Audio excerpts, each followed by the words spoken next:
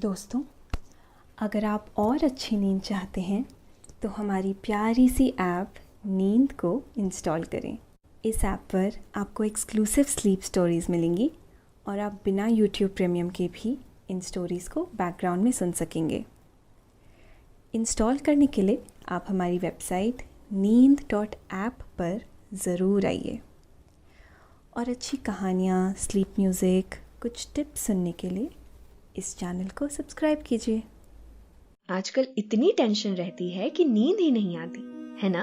अगर आप भी ऐसे ही किसी को जानते हैं जिसे नींद आने में ज्यादा समय लगता है या तकलीफ होती है, तो उसके साथ ये कहानी जरूर शेयर करें। नमस्कार, मैं हूँ सृष्टि और आज मैं प्रस्तुत करती हूँ आकाश कौशिक द्वारा लिखी हुई एक खूबसूरत स्लीप स्टोरी।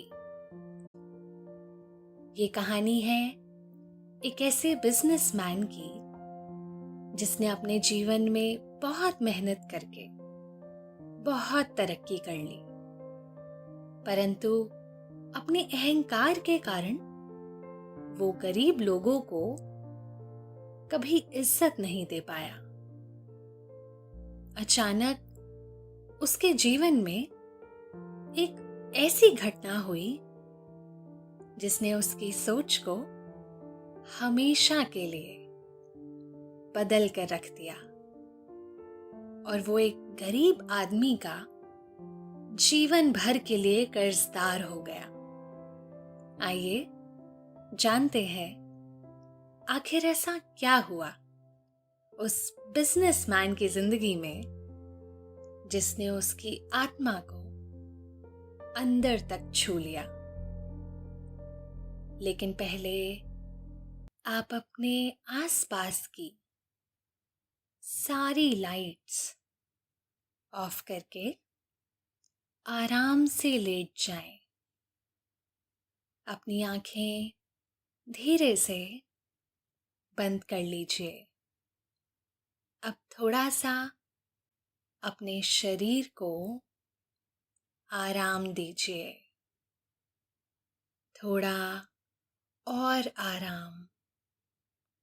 अपने शरीर को बिल्कुल ढीला छोड़ दीजिए। कोई टेंशन नहीं, कोई तनाव नहीं।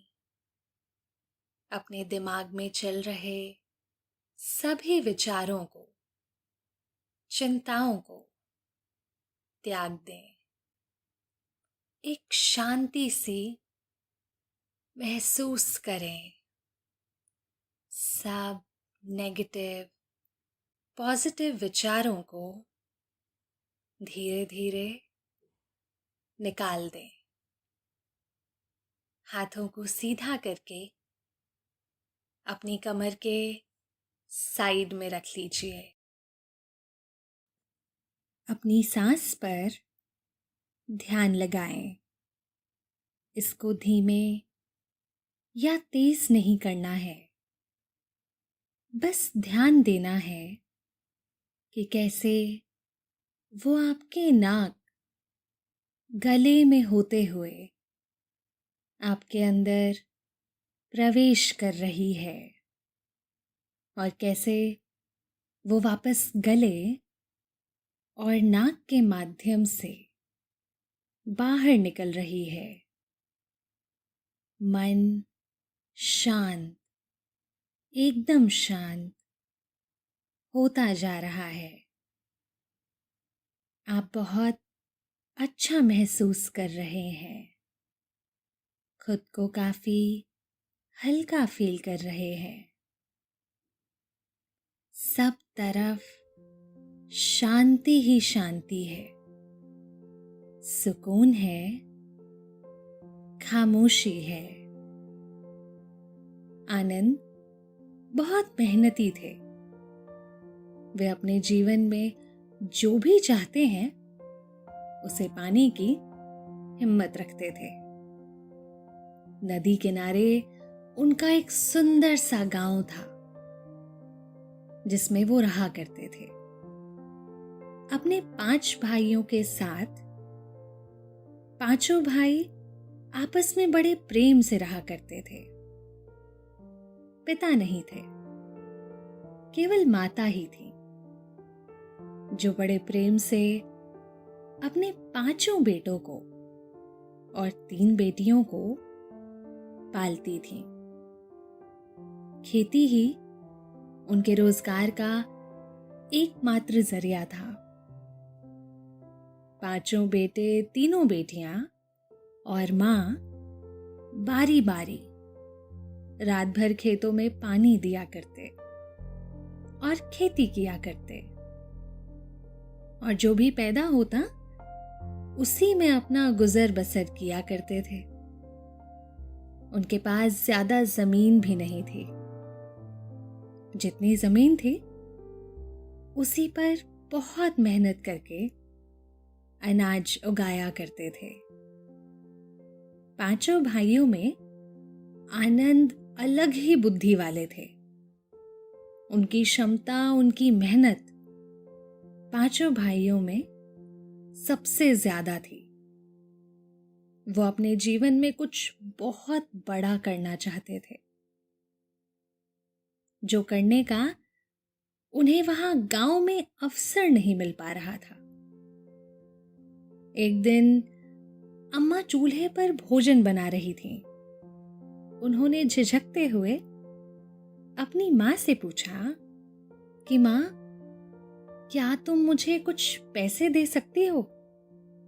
मुझे नौकरी का एक अच्छा अवसर मिल रहा है, परंतु उसमें मुझे पहले कुछ पैसे भरने पड़ेंगे।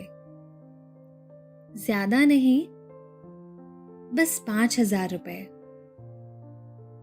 परंतु माँ ने पैसे देने से मना कर दिया। आनंद को बहुत बुरा लगा।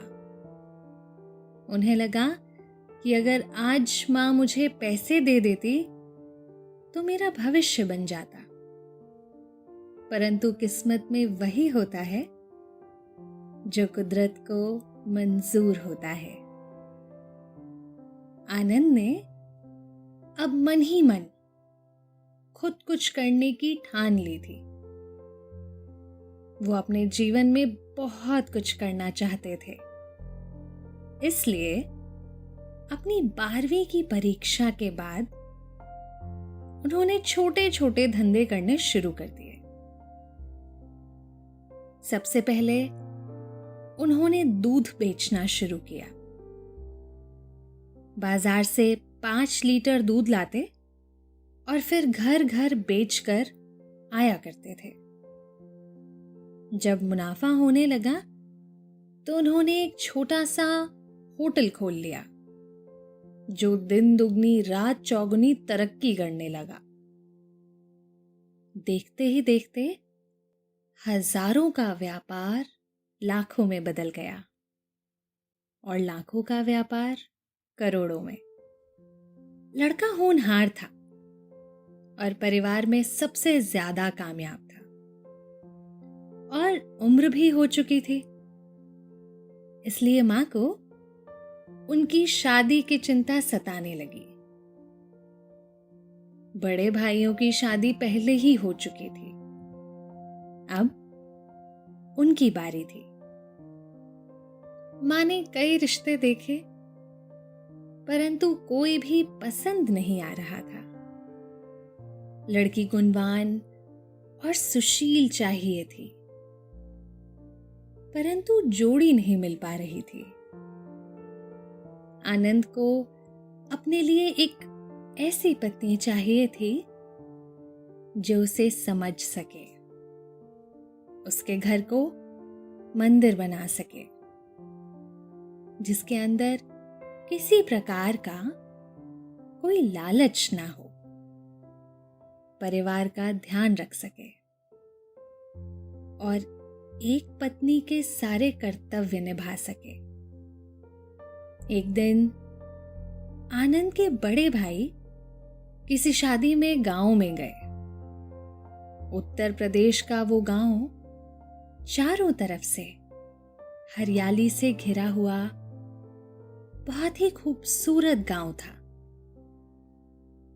चारों तरफ बाग बगीचे, आम के पेड़ और अमरूद के पेड़ मौजूद थे। दोस्तों, अब से आप आपकी मनचाही दादी और नानी की कहानियों से प्यारी नींद की कहानियां सिर्फ और सिर्फ नींद ऐप पर ही सुन पाएंगे। तो इसी तरह हमारे साथ कहानियों के जरिए जुड़े रहने के लिए आपकी अपनी नींद ऐप इंस्टॉल करें। भैया ने माली से पूछा, भैया ये बाग किसके हैं? बड़े ही सुंदर प्रतीत हो रहे हैं। माली ने जवाब दिया कि ये बाग मुंशी जी के हैं। उनसे ज्यादा धनवान इस गांव में और कोई नहीं। आम के बगीचे, अमरूद के बगीचे और इसके साथ साथ दूध और खोए का भी उनका बहुत बड़ा व्यापार है। आजकल वो अपनी बेटी के लिए रिश्ता देख रहे हैं, परंतु कोई होनहार लड़का मिल ही नहीं रहा है। अगर आपकी नजर में कोई हो तो बता देना। इतना सुनते ही आनंद के बड़े भैया का चेहरा खुशी से दमक उठा। उन्हें ऐसा लग रहा था जैसे वो सही जगह पहुंच चुके हैं। उनकी खोज अब खत्म हो चुकी है। अपने छोटे भाई के लिए एक गुणवान लड़की उन्हें मिल चुकी है। वे तुरंत माली के बताए पते पर पहुंच गए और मुंशी जी का दरवाजा खटखटाया। जामनी साड़ी पहने एक महिला ने दरवाजा खोला और बड़े भैया को प्रणाम किया तथा उनके आने का परिचय पूछा। बड़े भैया बोले, मैं दूर गांव से एक शादी में आया था, तभी आपके चर्चे सुने कि आप अपनी बेटी के लिए योग्य वर तलाश रहे हैं। इसी सिलसिले में कुछ बात करने आया था। मुंशी जी की पत्नी ने उन्हें अंदर आमंत्रित किया और उनकी खूब खातिरदारी की। आनंद के विषय में सुनने के बाद वो बहुत खुश थी। पूरे परिवार को ये रिश्ता बहुत ही पसंद आया। दोनों ने एक दूसरे को पसंद कर लिया और बहुत जल्दी उनकी शादी भी कर दी गई। कुछ ही सालों में उनके राहुल और रोहन नाम के 2 बच्चे हुए। दोनों बड़े ही सुंदर थे, गुणों में एक से बढ़कर एक, पढ़ने में बहुत होशियार थे। हमेशा अपनी क्लास में फर्स्ट आया करते थे। आनंद का बिजनेस और ज्यादा फैल चुका था। उनके पास परिवार को देने के लिए पर्याप्त समय भी नहीं था। वो माया की दौड़ में इतने आगे निकल चुके थे कि अपने परिवार की छोटी छोटी खुशियों को सेलिब्रेट करने का उनके पास कोई समय नहीं था। आनंद की पत्नी इस बात से कुछ नाराज रहती थी कि वे अपने बच्चों को समय नहीं देते हैं। जब भी समय देने की बात आती तो पैसे दे दिया करते थे। हर चीज को पैसे में तोलना अब उनका स्वभाव बन चुका था। गरीबों से वे सख्त नफरत करते थे। उनकी शक्ल भी देखना पसंद नहीं करते थे। अब उनका व्यापार इतना बढ़ चुका था कि उन्होंने कई सारे बंगला, गाड़ी खड़े कर लिए थे। यहाँ तक कि समंदर में उनके कई जहाज भी चल रहे थे। एक बार उनके बच्चों ने जिद की कि उन्हें उनका जन्मदिन जहाज पर मनाना है, परंतु आनंद ने साफ मना कर दिया कि बच्चों का जहाज पर जाना ठीक नहीं है। परंतु बच्चों की जिद के आगे आखिर किसकी चलती है? देर सवेर उन्हें मानना ही पड़ा। परंतु उस जहाज में कुछ मरम्मत होनी बाकी थी। इसलिए आनंद ने अपने मैनेजर से कहा कि ये कारपेंटर को बुलाओ और जहाज के पेंटिंग का काम भी करवाओ। पास की एक गरीब बस्ती से एक गरीब कारपेंटर को बुलाया और उसे सारा काम समझा दिया। 2 दिन में उस पूरे जहाज की पेंटिंग का काम उस कारपेंटर ने खत्म कर दिया। वो अपना काम बड़ी ही सफाई से कर रहा था, कहीं कोई कमी नहीं थी। मगर अचानक आखिरी चरण में उसने देखा कि जहाज पर एक लकड़ी की नाव भी पड़ी हुई है। वो कारपेंटर काम का बड़ा ईमानदार था। उसने सोचा, इस छोटी सी नाव को भी पेंट कर देता हूं। इतनी पुरानी हो चुकी है। नाव को पेंट करते समय उसे दिखाई दिया कि नाव के नीचे तलहटी में एक छोटा सा छेद है, जो किसी के लिए भी जानलेवा साबित हो सकता है। जो भी उस नाव में सवार हो जाएगा, नाव में पानी भरने के कारण उसकी जिंदगी खतरे में भी पड़ सकती है। इसलिए उसने बिना किसी से पूछे या बताए उस छेद की मरम्मत कर दी और पूरी नाव को पेंट कर दिया। दोनों बच्चों का जन्मदिन जहाज पर मनाया गया। सब लोग खुशियां मना रहे थे। रात के समय जब सब लोग उस बड़े से जहाज में सो रहे थे, तब दोनों बच्चों को मस्ती सूझने लगी और वो जहाज की छत पर जाकर खेलने लगे। थोड़ी देर खेलते खेलते उन्हें वही लकड़ी की नाव दिखाई दी जिसमें पहले छेद था। उन्होंने उस नाव को खेल खेल में पानी में उतार दिया और उसमें सवार होकर चप्पू चलाने लगे। उस नाव की डोर बड़े जहाज से बंधी हुई थी, परंतु नाव की डोर अचानक ही बड़े जहाज से टूट गई और दोनों बच्चे चप्पू चलाते चलाते खेल खेल में बहुत दूर निकल गए। उन्हें इस बात की कोई भनक नहीं थी कि क्या हो रहा है। वो बस अपनी मस्ती में मस्त थे। जहाज के कप्तान को ये बात पता चल गई और उसने शोर मचाना शुरू कर दिया। शोर सुनते ही सब लोग अपने अपने कमरों से निकलकर बाहर आ गए और इस कोलाहल का कारण पूछने लगे। तब कप्तान ने बताया कि दोनों बच्चे राहुल और रोहन टूटी हुई नाव लेकर समुंदर में चले गए हैं।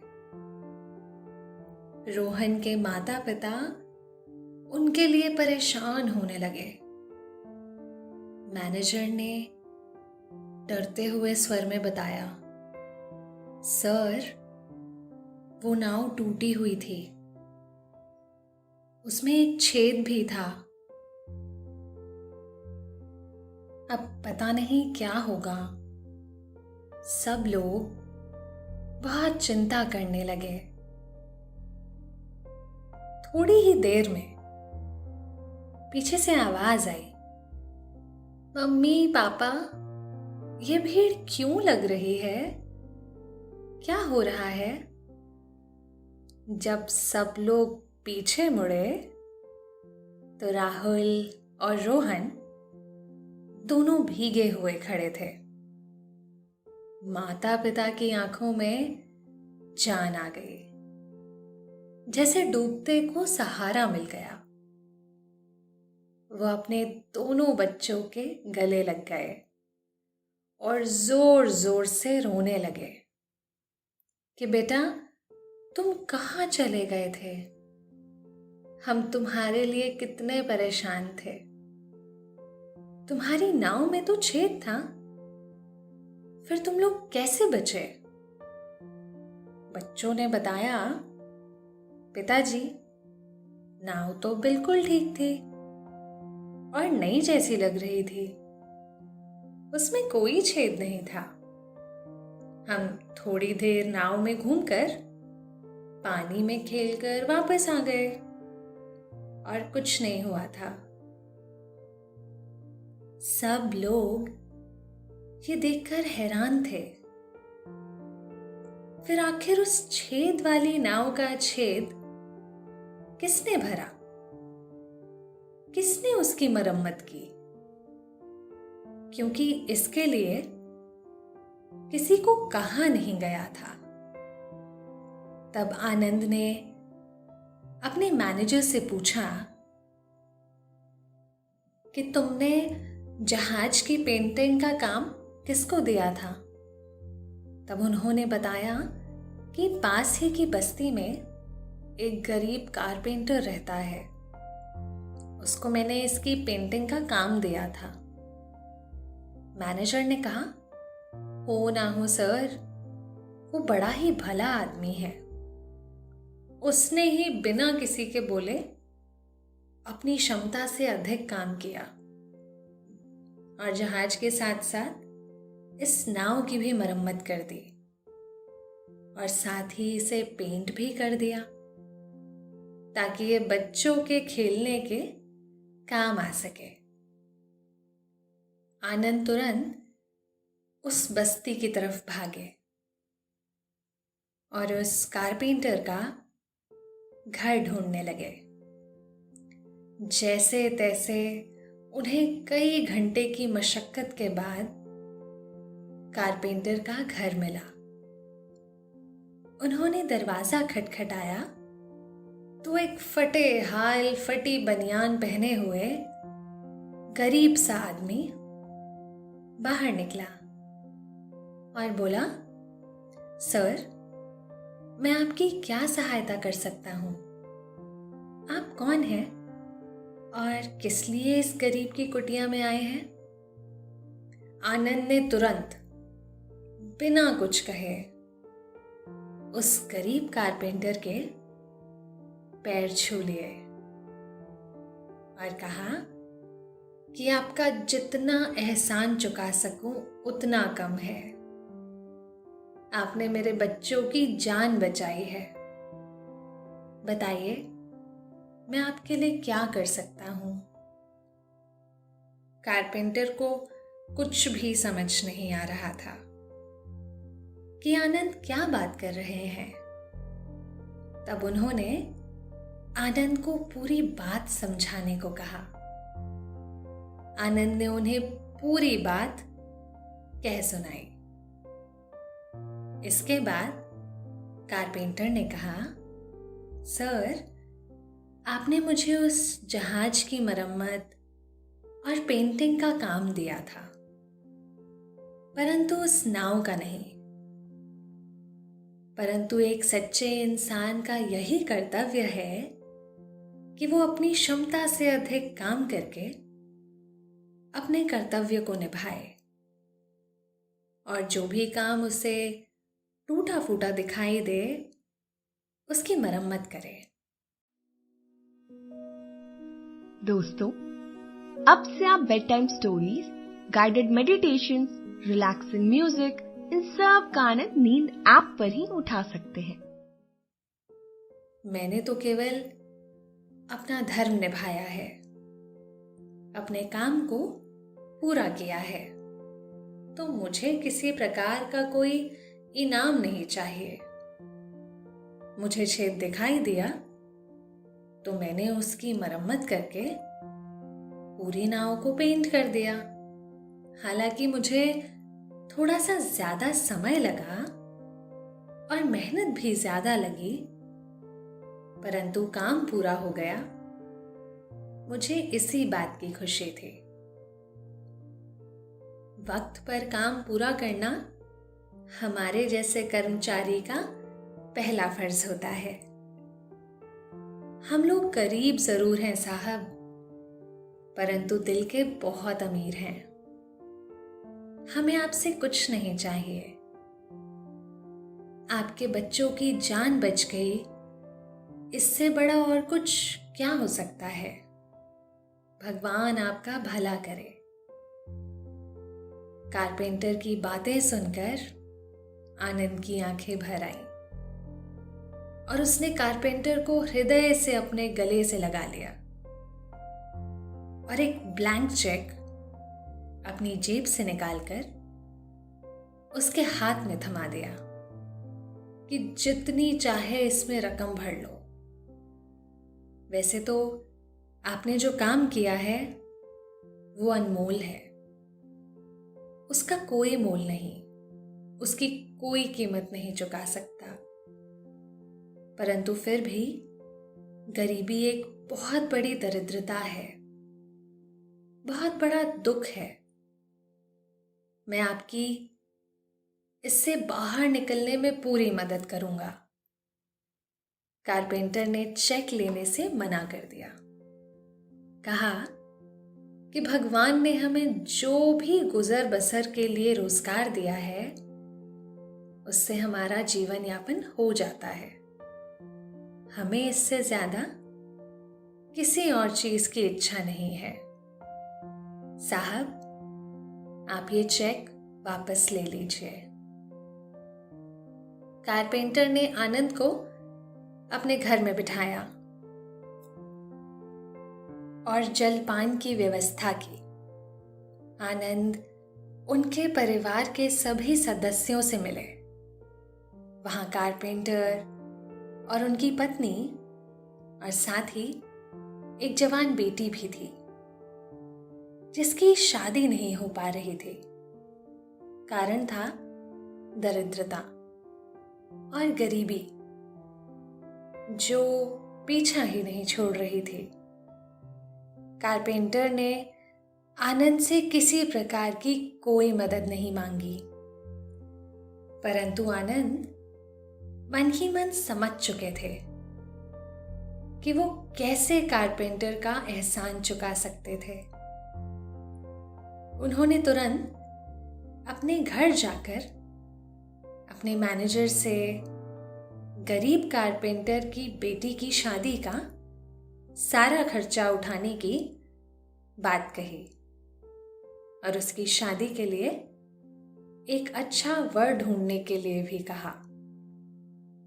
बेटी की शादी बहुत ही धूमधाम से की गई। आनंद मगन थे, खुशियां मना रहे थे। अब वो कारपेंटर आनंद के बड़े बड़े जहाजों में चीफ इंजीनियर के पद पर नियुक्त कर दिया गया और उसका जीवन संवर गया। दोस्तों, कहते हैं ना, भगवान के घर देर है, अंधेर नहीं। अगर नीयत साफ हो तो सफलता जरूर मिलती है। किसी ना किसी रूप में भगवान आपकी जरूर सहायता करते हैं। बस जरूरत है तो अपनी नीयत साफ रखने की। इस घटना ने गरीबों के प्रति आनंद की सोच को हमेशा हमेशा के लिए बदल कर रख दिया। तो दोस्तों, ये थी आज की कहानी लकड़ी की नाव। आशा है आपको आज की ये कहानी अच्छी लगी होगी। आपने ये कहानी सुनी, आपको अच्छा लग रहा है और समय हो गया है आपके सोने का। अब आप धीरे धीरे नींद की ओर बढ़ते जा रहे हैं और नींद आपको अपनी आगोश में समाती जा रही है, समाती जा रही है। शुभ रात्रि।